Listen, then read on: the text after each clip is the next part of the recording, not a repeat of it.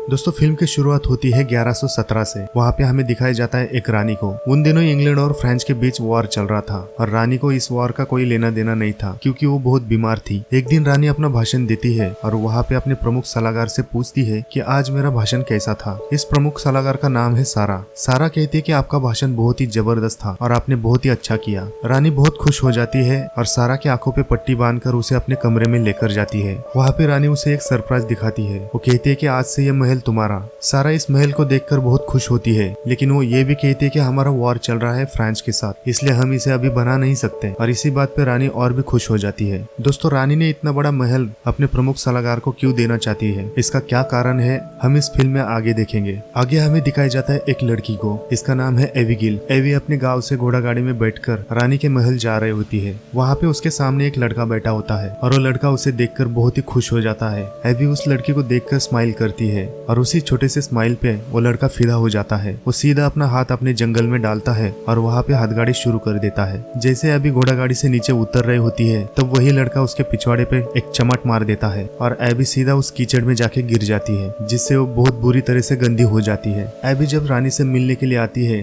तब सारा उसे पूछती है कि कहाँ पे अपना मुंह काला करके आए हो, जाओ सबसे पहले नहा कर आओ, उसके बाद रानी से मिलना। तब वहाँ पे एबी अपने बारे में बताती है। एबी उसे बताती है कि उसके पिता ने उसे जुए में हार दिया है और इसके बाद वो यहाँ पे नौकरानी के जॉब के लिए आई होती है। और यहाँ पे हमें पता चलता है कि एबी सारा की ही चचेरी बहन है। आगे हमें दिखाया जाता है हार्ले नाम का एक सलाहकार सारा से मिलता है और उससे बातें करता है। वो उससे कहता है कि तुमने क्या जादू टोना किया है रानी पे, जो रानी ने तुम्हें प्रमुख सलाहकार बनाया है और अपना फेवरेट बनाया है और वो तुम्हारी ही बातें सुनती है। यहाँ पे हमें पता चलता है कि महल में बहुत सारे सारा के विरोधी भी है, क्योंकि सारा ही एक औरत है जो रानी की फेवरेट है। वो रानी की प्रमुख सलाहकार है और रानी उस पर बहुत फिदा है। अब ये कौन सी बात है और इन दोनों में क्या खिचड़ी पक रही है, यह हमें फिल्म के आगे देखने को मिलेगा। वहाँ पे हार्ले बाकी के सलाहकार से बातें कर रहा होता है। वो कहता है कि हमें जंग रोक देनी चाहिए क्योंकि अभी बहुत नुकसान हो रहा है, लेकिन सारा कहती है कि नहीं, हम जंग जीत रहे हैं, हमें जंग रोकने की कोई जरूरत नहीं है। लेकिन हार्ले कहता है कि इस जंग के दौरान हमारा बहुत नुकसान हो रहा है और इसलिए हमें लोगों से 2 गुना लगान लेना पड़ेगा। हार्ले अपने लोगों के बारे में अच्छा सोच रहा होता है। आगे हमें दिखाया जाता है कि रानी मेकअप करके सारा के पास आती है और उससे पूछती है कि आज मैं कैसी लग रही हूँ, और कहती है कि रूस के राजदूत से मैं अभी मिलना चाहती हूँ। सारा उसे कहती है कि इस मेकअप में तुम डायन लग रही हो और तुम्हें सच नहीं लग रहा तो अपने आईना में देख लो। रानी अपना आईना निकाल के उसमें देख लेती है और सच में उसे अपना चेहरा डायन की तरह दिखता है। सारा उसे इसलिए भड़का रही होती है कि सारा को उस राजदूत से मिलना है क्योंकि रानी उससे मिल ना पाए, और इसी वजह से रानी को वो वापस भेज देती है और रानी के बदले सारा उससे जाकर बात करे क्योंकि वो अपनी मनमानी कर सके। आगे हमें दिखाया जाता है कि एबी को बहुत सारे काम करने पड़ते हैं। उसे बर्तन मांजने पड़ते हैं, किचन की साफ सफाई करनी पड़ती है और उसे ऐसे गंदे काम भी करने पड़ते हैं जो कि उसे पसंद नहीं है। लेकिन उस पानी में कुछ केमिकल डाला होता है क्योंकि फर्श साफ हो सके। लेकिन जैसे एबी फर्श पोंछने के लिए शुरू कर देती है, उस पानी में हाथ डालती है, उसका हाथ जलने लगता है और उसका हाथ बहुत ज्यादा जल जाता है। इसके बाद एबी जंगल में चली जाती है। वहाँ पे उसे जड़ी बूटी की थोड़ी सी जानकारी होती है। जंगल में जाके कुछ पत्तों को निकालती है और उसका पेस्ट बना के अपने हाथों में लगाती है और वही पत्ते वो अपने साथ में लेकर आती है। आगे हम देखते हैं कि रानी बहुत चिल्ला रही होती है, चीख रही होती है क्योंकि उसके पैरों पे वही केमिकल पड़ा था और उसका पैर जल गया था और उसी जलन के कारण रानी बहुत चिल्लाती है। सारा वहाँ पर आके कुछ मलहम लगा के उस पे पट्टी बांध देती है, लेकिन उससे कोई फर्क नहीं पड़ता। थोड़ी देर में वहाँ पे नौकर आ जाते हैं और उसके साथ एबी भी आ जाती है। जो आयुर्वेदिक पत्तियां उसने जंगल से लाई थी उसी पत्तियों को पेस्ट बनाकर वो उसके पैरों पे लगा देती है और उसी वक्त सारा भी वहाँ पे आ जाती है। वो एबी पे इतना गुस्सा हो जाती है, वो कहती है कि किसके परमिशन से तुम अंदर आई हो, मुझे बिना पूछकर तुम अंदर नहीं आ सकती। एबी कहती है कि रानी बहुत चिल्ला रही थी इसलिए मैंने उसके पैरों पे कुछ पत्तियों के पेस्ट बनाकर लगाई है, लेकिन सारा उसके एक भी नहीं सुनती। वो उस पे और भी गुस्सा हो जाती है। वहाँ पे एक सैनिक था और उस सैनिक को ऑर्डर देती है एबी को लेकर जाओ और उसके पीठ पर 10 चिड़ियों के फटके मारो। सारा इसलिए ऐसे करती है कि कोई भी रानी के करीब ना आए, उसके करीब सिर्फ सारा ही रहे क्योंकि वो रानी पे हुक्म जताना चाहती है। यहाँ पे रानी सारा से कहती है कि आज तुमने मेरे पैरों पे क्या लगाया है। वो कहती है कि मुझे बहुत अच्छा लग रहा है, बहुत आराम मिल रहा है। उसके बाद सारा जल्दी से एबी के पास जाती है। एबी वहाँ पे चिड़ियों की मार खा रही होती है और उसी समय समय सारा उनको रोक देती है और एबी को अपने साथ लेकर चली जाती है। सारा एबी से पूछती है कि तुमने रानी के पैरों पे क्या लगाया है, जिससे रानी को बहुत आराम मिला है, और उसे ऑर्डर देती है कि और जड़ी बूटी लाकर मुझे दे दो। इस काम से सारा एबी पे खुश हो जाती है, जिसके बाद सारा एबी को गंदे जगह से निकाल के उसे एक अच्छा सा कमरा दे देती है रहने के लिए। अब यहाँ पे एबी बहुत खुश हो जाती है। एबी रानी के साथ साथ सारा का भी भरोसा जीत लेती है। अब यहाँ पे हमें दिखाया जाता है कि रानी की प्रमुख सलाहकार सारा और सारा का भरोसा जीतने वाले एबी, ये दोनों भी रानी के पास चली जाती है और उसके पैरों पे वो जड़ी बूटी लगा रहे होते हैं। आगे हमें दिखाया जाता है कि एक सलाहकार वहाँ पे आ जाता है और वो एबी को देखकर बहुत खुश हो जाता है। वो उसे पटाने में लग जाता है, लेकिन एबी उसे भाव नहीं देती, इसलिए उसे इग्नोर करती रहती है। आगे हमें दिखाया जाता है कि हार्ले अपने और एक सलाहकार के साथ वहाँ पे रानी का इंतजार कर रहे होते हैं। वहाँ पे सारा आ जाती है और वो कहती है कि जो भी बात करना है मुझसे बात करो। दूसरा सलाहकार कहता है कि तुम कोई रानी नहीं हो जो तुमसे बात करो। सारा कहती है कि रानी ने मुझे ही भेजा है आप लोगों से बात करने के लिए। हार्ले कहता है कि जंग हमें रोकनी चाहिए। वो कहता है कि जंग के लिए हमारे पास पैसा कम पड़ रहा है। सारा कहती है कि रानी ने कहा है कि जंग नहीं रुकेगी और अगर पैसों की कमी है तो हम लगान को दुगना कर देंगे। हार्ले कहता है कि ऐसा करना गलत है। अगर हमने लगान को दुगना कर दिया तो लगान को लेकर हमारे देश में ही जंग छिड़ जाएगी, इसलिए हमें जंग रोकनी चाहिए। वहाँ पे हार्ले उससे कहता है कि मैं रानी से मिलना चाहता हूँ और कहता है कि मैं खुद उनसे बात करूंगा। सारा कहती है कि तुम रानी से नहीं मिल सकते, तुम्हें मेरी ही बात सुननी होगी। वहाँ पे हार्ले बहुत गुस्सा हो जाता है और उसे खुन्नस देके वहाँ से निकल जाता है। वहाँ पे एबी भी सारी बातें सुन रही होती है और उसके शैतानी दिमाग में और बहुत कुछ चल रहा होता है। आगे हम देखते हैं कि सारा अपने पति को जंग के लिए रवाना कर रही होती है। वहाँ पे वो उससे कहती है जंग में ज्यादा शाइनिंग मत मारना, अगर आगे आगे करोगे तो जल्दी भगवान को प्यारे हो जाओगे। और उसे कहती है कि ज्यादा नाटक मत करना, अपने दिमाग से काम करना। और सारा रानी को लेकर खिड़की के पास चली जाती है। वो कहती है कि देखो मेरा पति जंग पे जा रहा है। और वो कहती है कि कल रात मैंने एक सपना देखा कि सपनों में मैंने देखा कि मेरे पति को जंग में मार दिया गया है। सारा रानी से ऐसे बातें इसलिए कर रही होती है क्योंकि वो उसे दिखाना चाहती है कि उसका पति और वो इस राजपाट को संभाल रहे हैं। उसी वक्त एबी के दिमाग की बत्ती जल जाती है।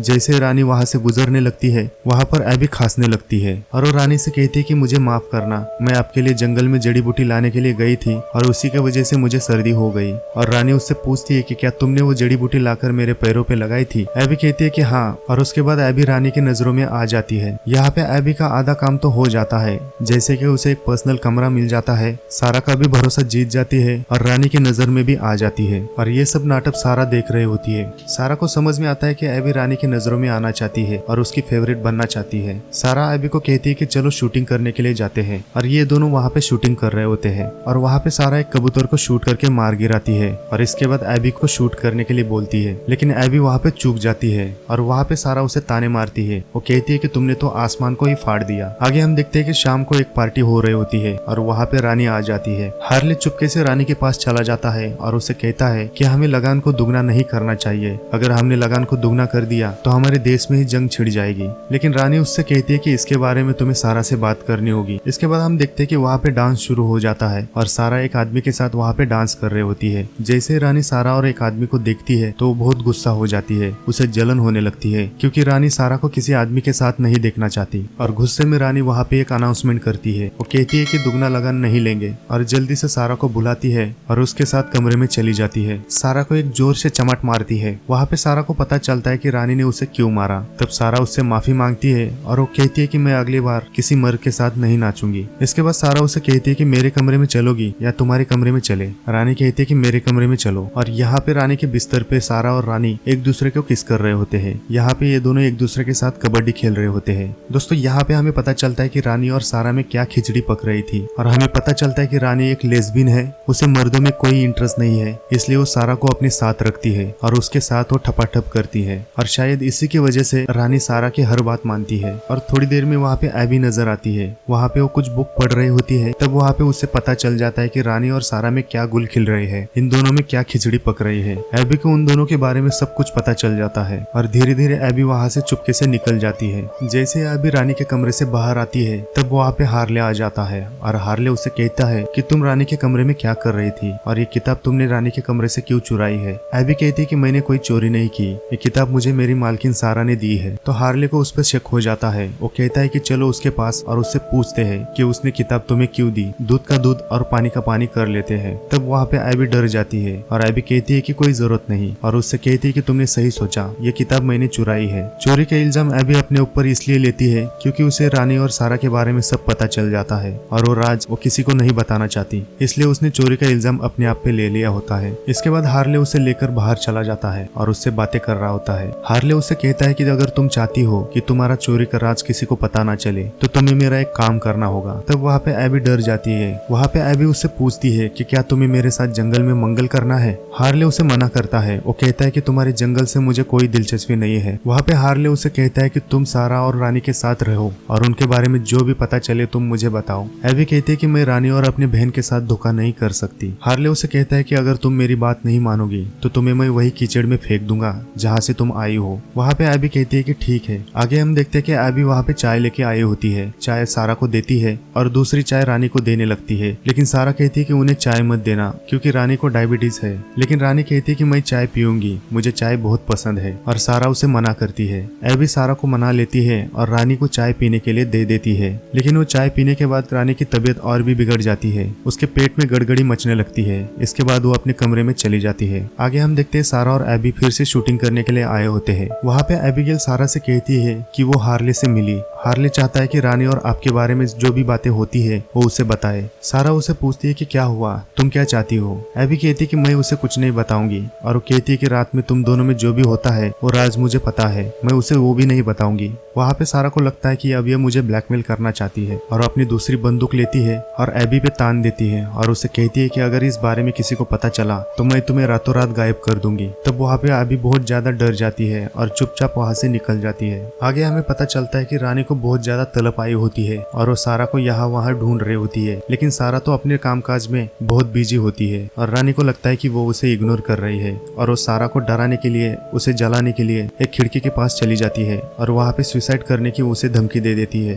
तब वहाँ पे सारा आ जाती है और वो रानी से कहती है यहाँ से कूदोगी तो बच जाओगी, अगर मरना ही है तो खुद को गोली मार के खत्म कर दो। रानी कहती है कि तुम मुझसे प्यार नहीं करती, तुम मेरा ख्याल नहीं रखती। सारा कहती है कि दिन रात तुम्हारी मैं खुजली मिटाते रहूंगी तो कामकाज कौन देखेगा, मुझे वहाँ पे भी ध्यान देना पड़ता है। और वहाँ पे सारा रानी को पकड़ के पीछे खींच लेती है। वो उसे कहती है कि दोपहर में मैं आपके साथ ताश खेलने के लिए आऊंगी, तब तक तुम अपने जंगल में उंगली करके खुजली करते रहो। आगे हम देखते हैं कि सारा कामकाज में बहुत ज्यादा बिजी रहती है, इसलिए वो एबिगेल को रानी के पास ताश खेलने के लिए भेज देती है। रानी कहती है कि सारा को भेजो, तुम क्यों आई हो। एबी कहती है कि मैं भी आपकी सेवा करना चाहती हूँ। तब रानी वहाँ पे और भी बिगड़ जाती है और उस पर गुस्सा होकर वहाँ से निकल जाने के लिए कहती है। एबी वहाँ पे डर जाती है और जैसे ही जाने लगती है तो उसकी नजर खरगोश पे पड़ती है। वहाँ पे बहुत सारे खरगोश रखे होते हैं। उनमें से 2 खरगोश को उठाती है और वो कहती है कि बहुत खूबसूरत है। एबी रानी को पूछती है कि आपको खरगोश पसंद है। रानी कहती है कि ये तो मेरे बच्चे हैं। यहाँ पे हमें पता चलता है कि रानी ने अपने 17 बच्चों को खोया था और इसलिए वो 17 खरगोश रखती है। वो उन खरगोशों को अपने बच्चों की तरह पालती है। वैसे एबी भी उन खरगोशों की तारीफ करने लगती है, इसलिए रानी बहुत इमोशनल हो जाती है और वो एबी पे गुस्सा होने के बजाय उससे बातें करने लगती है। और इसके बाद ये दोनों खरगोशों के साथ खेलने लगते हैं। यहाँ पे एबी ने रानी का और भी ज्यादा भरोसा जीत लिया होता है। आगे हमें दिखाया जाता है कि एबी अपने कमरे में जाके सोई होती है,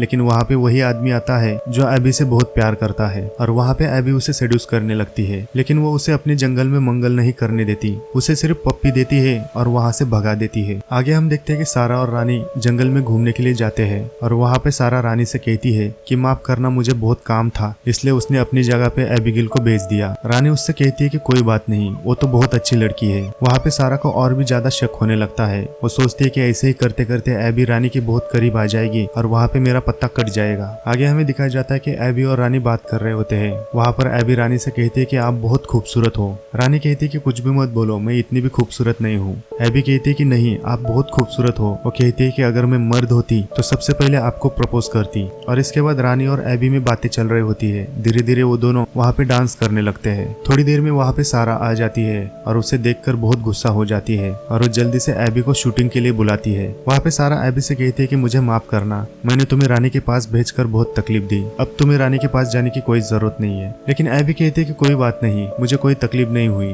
अब मैं रानी का ख्याल रख सकती हूँ। लेकिन सारा उससे कहती है कि रानी मेरे सिवाय नहीं रह सकती। और वहाँ पे गुस्से में एबी एक कबूतर को शूट करती है और उस कबूतर का खून सारा के मुंह पे चिपक जाता है। और थोड़ी देर में वहाँ पे एक नौकर आ जाता है और कहता है कि आपको रानी ने बुलाया है। सारा कहती है कि तुम आगे चलो, मैं अभी आती हूँ। और नौकर कहता है कि रानी ने आपको नहीं मैडम एबिगेल को बुलाया है। उसी गुस्से में सारा जल्दी से रानी के पास चली जाती है और उसका गला दबा रही होती है। वो उसे कहती है कि क्या तुम मुझे जलाने के लिए ऐसा कर रही हो, और धीरे धीरे उसे किस करने लग जाती है। लेकिन वहाँ पे एक नौकर आ जाती है तो सारा उसे छोड़ के वहाँ से निकल जाती है। आगे हम देखते हैं कि एबिगेल जंगल में आई होती है और वहाँ पे किताब पढ़ रही होती है। लेकिन वहाँ पे वही लड़का आता है जो एबिगेल से प्यार करता है। पता नहीं प्यार करता है या नहीं। वहाँ पे वो लड़का एबिगेल पर झपक जाता है और ये दोनों चुम्मा चाटी करने लगते हैं। और इसके बाद वो लड़का उसके साथ ठपाठप करने की कोशिश करता है, लेकिन एबी उसे मना करती है। वो कहती है कि सबसे पहले तुम मुझसे शादी करो, उसके बाद तुम मेरे साथ जो चाहे वो कर सकते हो। तो वहाँ पे वो लड़का कहता है कि तुम एक नौकरानी हो, मैं तुम्हारे साथ शादी नहीं कर सकता। तब वहाँ पे एबी को बहुत गुस्सा आता है। वो सोचने लगती है कि अभी मुझे कुछ ना कुछ करना पड़ेगा और जल्दी से मुझे अमीर बनना होगा। तो अगले दिन एबी रानी के कमरे में चली जाती है और अपने सारे कपड़े उतार के उसके बेड पे सो जाती है। वहाँ पे रानी आ जाती है और उसे देखकर उसे कहती है कि तुम मेरे बिस्तर पे क्या कर रहे हो। एबी जल्दी से उठ जाती है और उसे माफी मांगती है। वो कहती है कि आपका बिस्तर इतना अच्छा था कि मुझे पता ही नहीं चला कि मुझे कब नींद आई।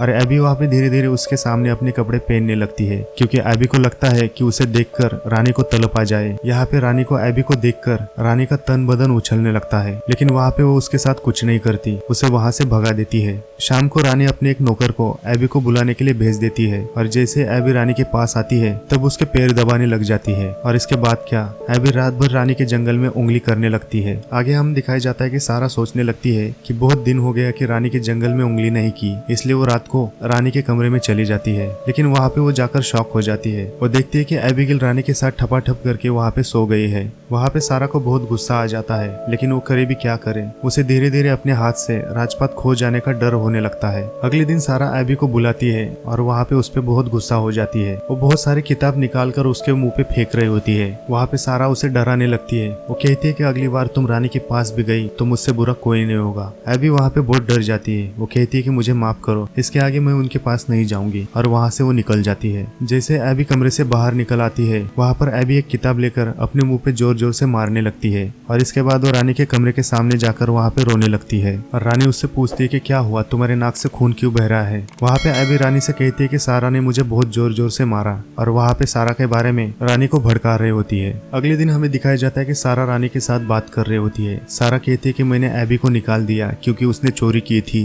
रानी कहती है कि एबिगेल बहुत अच्छी है, वो ऐसा नहीं करेगी। वहाँ पे सारा रानी से कहती है अब बहुत हो गया, तुम उसे काम से निकाल दो। लेकिन रानी कहती है कि नहीं, वो मुझे बहुत अच्छी लगती है, और वो कहती है कि तुमसे ज्यादा वो मेरा ख्याल रखती है। आगे हमें दिखाया जाता है कि सारा रानी को एक कोपचे में लेकर चली जाती है। वो कहती है कि तुम मुझसे जलती हो, और कोपचे में जाकर सारा रानी को किस करने लगती है। वहाँ पे एबिगेल आ जाती है। अब वहाँ पे एबी बहुत टेंशन में आ जाती है, क्योंकि वो नहीं चाहती कि रानी उसके हाथ से निकल जाए, इसलिए उसे कुछ ना कुछ करना होगा। और उसके दिमाग में और भी प्लान चलने लगते हैं। अगले दिन हम लोग देखते हैं कि एबिगेल सारा की चाय में कुछ मिलाती है और उसे पीने के लिए दे देती है। और चाय पीने के बाद सारा घोड़े पे बैठकर कुछ काम की वजह से बाहर चली जाती है। वहाँ पे धीरे धीरे सारा बेहोश होने लगती है और सारा घोड़े से नीचे गिर जाती है। और इसके बाद घोड़ा उसे खींचते हुए भाग रहा होता है। एबिगेल को लगता है कि अब उसका रास्ता क्लियर हो चुका है। वो हार्ली को कहती है कि अब मैं रानी के बहुत करीब आ चुकी हूँ, मैं जो भी कहूंगी रानी मान जाएगी। वो कहती है कि किसी अमीर सलाहकार से मेरी शादी करवाने की बात करो। वहाँ पे हार्ली कहता है कि रानी अगर तुम्हारी बात मानती है तो तुम खुद क्यों नहीं जाके उससे बात करती। एबिगेल कहती है कि रानी को ये ना लगे कि मैं रानी से कुछ मांग रही हूँ, इसलिए ये काम तुम्हें ही करना पड़ेगा। अगले दिन हार्ले रानी के पास जाता है और एबी की शादी के बारे में बात करता है। लेकिन थोड़ी देर में रानी को पता चल जाता है 2-3 दिन से सारा उसे दिखाई नहीं दे रही, इसलिए उसे सारा के बारे में बहुत चिंता हो रही होती है। और रानी को लगता है कि उसे जलाने के लिए वो सब ऐसा कर रही है। शाम को रानी एबी से बात कर रही होती है। एबिगेल कहती है कि कुछ नहीं होगा मेरे बहन को, शायद वो कुछ काम की वजह से बाहर गई होगी, वो जल्दी से वापस आ जाएगी। और रानी उससे कहती है कि तुम बहुत अच्छी हो, तुम सबका बहुत ख्याल रखती हो। रानी उससे कहती है महल के कोई अच्छे सलाहकार से मैं तुम्हारी शादी करवा दूंगी। लेकिन एबिगेल तो वहाँ पे नाटक कर रही होती है। वो कहती है कि मैं तो नौकरानी हूँ, मैं शाही लोगों से कैसे शादी कर सकती हूँ। लेकिन रानी कहती है कि उसकी चिंता मत करो, मैं तुम्हारी शादी किसी अच्छे आदमी से करा दूंगी, क्योंकि वो कहती है कि सारा अगर आएगी तो तुम्हारी शादी होने नहीं देगी। और वहाँ पे एबी मान जाती है। अगले दिन रानी एबी के साथ एक लड़के की शादी करवा देती है और महल का एक कोने का कमरा उसके नाम करवा देती है। इधर हम देखते हैं कि सारा को अभी भी घोड़ा खींचते हुए लेके जा रहा है और रात होने के कारण उस जंगल में 2 लोग वहाँ पे ठपाठप कर रहे होते हैं। और जैसे वो लोग सारा को देखते हैं तो उसे उठाकर अपने महल में लेके जाते हैं। अगली सुबह सारा नींद से जग जाती है और जैसे ही सारा को होश आ जाता है उसे उसके सिवाय भी और बहुत सारे ठपाठप की आवाज आती है। और तब उसे पता चलता है कि वो ऐसे जगह पे आई है जहाँ पे प्रोस्टिट्यूशन चलता है। वहाँ पे वो औरत सारा से कहती है कि मैंने तुम्हारी जान बचाई है, इसलिए तुम्हें मेरा कहना मानना होगा, तुम्हें यहाँ धंधा करके मेरा कर्ज चुकाना होगा। लेकिन सारा बहुत गुस्सा हो जाती है। वो किसी आदमी को महल भेजती है और वहाँ से एक सलाहकार को बुलाती है। वहाँ पे सलाहकार उससे पूछता है कि किसी ने तुम पे यहाँ पे जबरदस्ती तो नहीं की। सारा कहती है कि नहीं, और वहाँ से ये लोग निकल जाते हैं। आगे हमें दिखाया जाता है कि एबिगेल की शादी हो चुकी है और उस रात उनकी सुहागरात होती है। वहाँ पे वो लड़का कहता है कि मेरे पास आओ। वो कहता है कि मुझसे अभी रहा नहीं जाता, लेकिन एबी को उस लड़के में कोई दिलचस्पी नहीं थी और उस लड़के के पैंट में हाथ डालती है और हाथ गाड़ी शुरू कर देती है। यहाँ पे हमें पता चलता है कि एबी को उस लड़के में कोई इंटरेस्ट नहीं था, ना ही उसको शादी में कोई इंटरेस्ट था। उसे तो बस अमीर बनना था और वहाँ पे एंजॉय करना था। लेकिन साथ ही साथ उसकी फटी पड़ी होती है। वो सोचती है कि अगर सारा आई तो मैंने जो भी प्लान किया है वो सारा प्लान चौपट हो जाएगा। अगली सुबह हम देखते हैं कि जश्न चल रहा होता है और वहाँ पे सारा आ जाती है। इधर एबिगेल की हवा टाइट हो जाती है, उसके पैरों से जमीन फिसल जाती है।